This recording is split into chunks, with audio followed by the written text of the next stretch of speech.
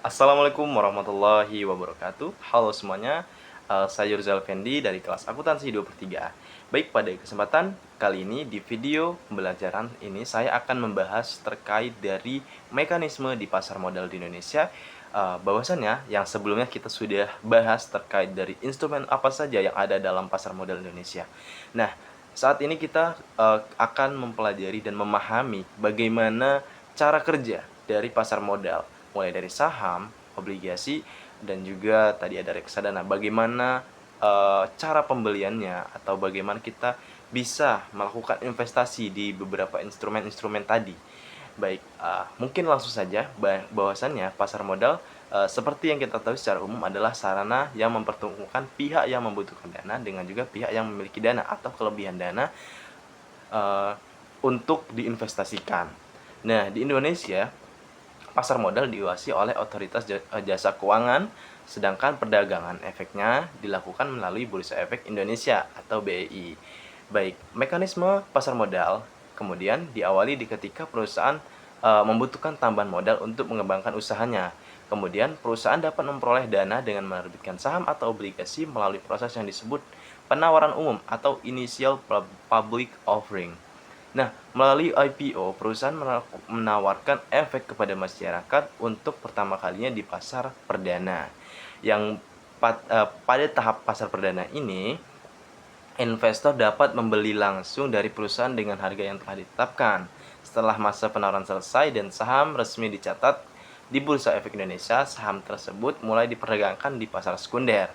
Nah, untuk melakukan transaksi di pasar sekunder, investor harus membuka rekening efek pada perusahaan sekuritas yang memang sudah memiliki izin dari OJK tersendiri. Kemudian, setelah rekening efek aktif dan dana telah disetorkan, bahwasanya investor dapat melakukan pembelian maupun penjualan saham melalui aplikasi perdagangan online. Nah, sekarang bisa melalui aplikasi online trading yang dimiliki oleh perusahaan-perusahaan sekuritas tadinya.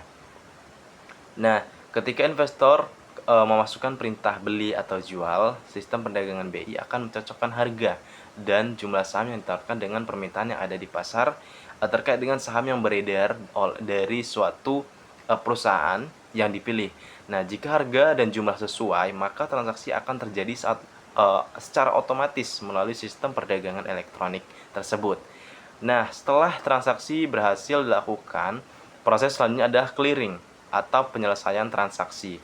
Clearing ini dilakukan untuk memastikan hak dan kewajiban masing-masing pihak, sedangkan penyelesaian transaksi dilakukan melalui lembaga yang berwenang sehingga saham dan dana dapat berpindah kepemilikan secara aman.